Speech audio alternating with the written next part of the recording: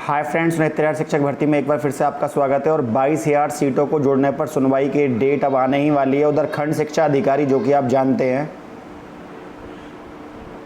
खंड शिक्षा अधिकारी के लिए भी आंदोलन लगातार जारी है, आप समझ सकते हैं। और जूनियर अध्यापक शिक्षक भर्ती परीक्षा की डेट भी अब आने वाली है। एक एक करके वीडियो में कवर करते हैं। सबसे पहले बात करते हैं कि धांधली जो हुई थी 69,000 शिक्षक भर्ती परीक्षा में, धांधली मामले में जांच जैसे जैसे आगे बढ़ रही है वैसे वैसे चौंकाने वाली बातें सामने आ रही हैं। पता चला है कि नकल माफिया गिरोह ने ऐसे अभ्यर्थियों को भी परीक्षा में पास करा दिए जो टीईटी तक बात नहीं।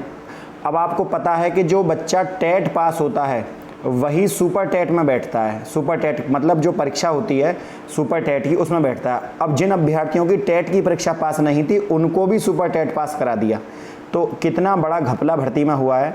गिरोह के कब्जे में डायरी से जो मिली है, डायरी में जो जिन अभ्यर्थियों के नाम सामने है वो टेट भी पास नहीं है और 69,000 शिक्षक भर्ती में नौकरी पा गए हैं। वो टीईटी फेल वालों को भी पास करा दी शिक्षक भर्ती परीक्षा।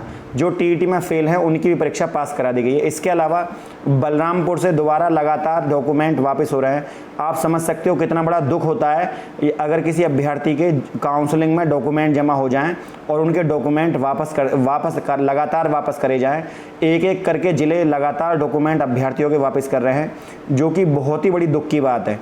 तो बाकायदा डेट देते हैं कि 16 मई 2020 को आपने काउंसलिंग आप जो है यहाँ पर आपने जमा करा था शासनादेश।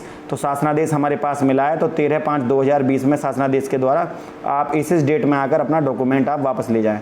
तो ये बड़ी ही बुरी चीज़ें हैं जो कि नहीं होनी चाहिए। उधर अयोध्या का भी आ गया है। अयोध्या से भी आप अपने मूल अभिलेख वापस ला सकते हैं।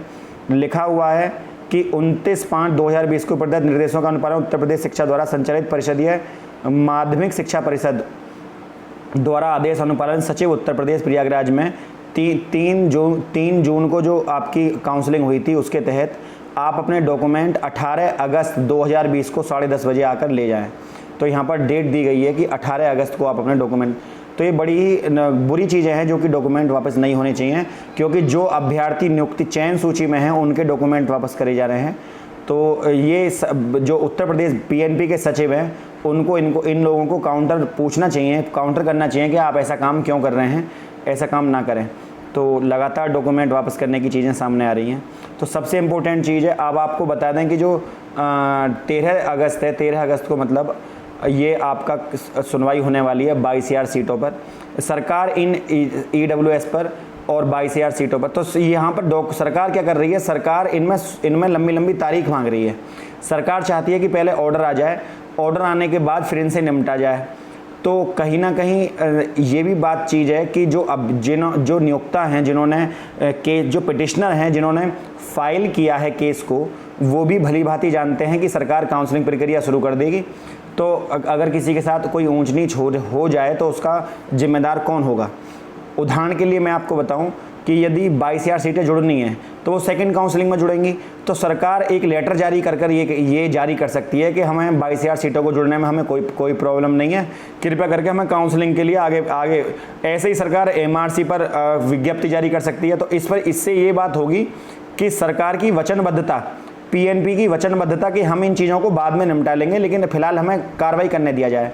तो उससे उन्हें कोई नहीं रोकेगा, क्योंकि फिर सरकार की एक जवाबदेही होगी और सरकार को कोर्ट में खींच कर लाया जाएगा उस समय जब वो अपनी बातों पर खरे नहीं उतरेंगे तब।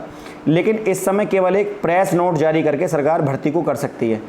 ऐसे ही जूनियर अध्यापक भर्ती परीक्षा का सॉफ्टवेयर तैयार किया जा रहा है। जैसे ही सॉफ्टवेयर तैयार होगा तुरंत ही, क्योंकि जो फॉर्म भरे जाते हैं उसमें एक प्रॉपर फॉर्मेट होता है, माता का नाम, पिता का नाम, आपकी योग्यता। तो ये सॉफ्टवेयर फॉर्मेट को तैयार कर रहा है। तो ये आपका अगस्त के लास्ट वीक में या सितंबर के फर्स्ट सेकंड वीक में 15 सितंबर तक आपको जूनियर अध्यापक भर्ती परीक्षा की विज्ञप्ति आपको देखने के लिए मिल जाएगी। तो आप अपनी तैयारी अच्छे से शुरू कर दें, क्योंकि भर्ती की सुगबुगाहट अब अच्छे से आने लगी है।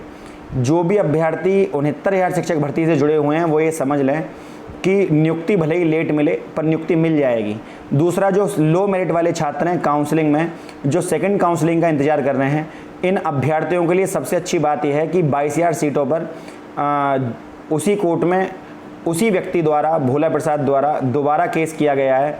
तो ये बड़ी ही अच्छी चीज़ें हैं, क्योंकि सरकार को काउंटर की जाएगी, सरकार से पूछी जाएंगी कि आपने इन चीज़ों के ऊपर आपको बोलना था, आपने क्यों नहीं बोला। तो ये बहुत ही अच्छी चीज़ें देखने के लिए मिलेंगी उधर। आपको पता है कि 12, 13, 14, 15, 12, 13, 14, 16 अगस्त तक छुट्टी हैं। 16 अगस्त के बाद अब केस में कुछ भी होगा, 16 अगस्त के बाद ही ऑर्डर आने के पूरे चांस हैं। 16 अगस्त से पहले कोई चांस नहीं है। सरकार यदि क्योंकि बेंच, किसी भी बेंच में कोई बैठ नहीं रहे हैं, सबसे ज़रूरी है विनीत सर का बैठना, यू ललित सर का बैठना, मोहन सर का बैठना। तो मोहन सर और जब तक यू ललित सर नहीं बैठते हैं तब तक आदेश नहीं सुनाया जाएगा, और किसी भी कॉज लिस्ट में इन दोनों ही जजों का नाम नहीं है। तो आप समझ लीजिए 16 अगस्त के बाद ऑर्डर आएगा। इसके अलावा किसी की सप्लीमेंट्री कॉज लिस्ट में नंबर आ जाए तो बात अलग है। उधर संशोधन के खिलाफ अभ्यर्थी कोर्ट में जा चुके हैं, इसकी सुनवाई है। इस पर भी कोई अपडेट आती है तो मैं आपको तुरंत बताता हूँ। उधर भर्ती में आपको बता दिया था मैंने कि ये माध्यमिक शिक्षा सेवा चयन बोर्ड द्वारा नए विज्ञापन में अन्य मुद्दों को लेकर चयन बोर्ड का घेराव किया। आदरणीय महोदय द्वारा उपस्थित डिप्टी सचिव नवल किशोर ने 9 सदस्यीय मंडल, उन्होंने कहा है कि 1 माह के अंदर नया विज्ञापन विज्ञप्ति कर दिया जाएगा। तो ये बहुत ही इंपॉर्टेंट चीज़ें हैं जिसमें आपको जल्दी ही, और पुरानी भर्ती जो चल रही है उसको भी वो निपटारा कर रहे हैं। टीजीटी पीजीटी की जो पुरानी भर्ती है उसका निपटारा भी विभाग के द्वारा किया जा रहा है, जो कि बहुत ही अच्छी चीज़ें हैं। ये नोट है खंड शिक्षा अधिकारी का, जिसमें पेपर कराने पर विभाग आतुर है और कोर्ट में आज केस चल रहा है, इसके ऊपर बहस चल रही है दबा के। तो सरकार को समझना चाहिए कि इतने सारे अभ्यर्थियों की जान खतरे में डाले। लगभग 5 लाख बीएड प्रवेश परीक्षा में भी जो कानून है उसकी धज्जियां उड़ाई गई, सोशल डिस्टेंसिंग बिल्कुल नहीं थी, और ये भी आपको देखने के लिए मिलेगी। तो इतने सारे लोगों का जान खतरे में डालना बहुत ही बुरी चीज़ें हैं जो कि नहीं होनी चाहिए। तो फ्रेंड, वीडियो यदि आपको अच्छी लगी तो वीडियो को लाइक, शेयर और चैनल को सब्सक्राइब करना ना भूलें। आज के लिए इतना ही। जय हिंद, जय भारत।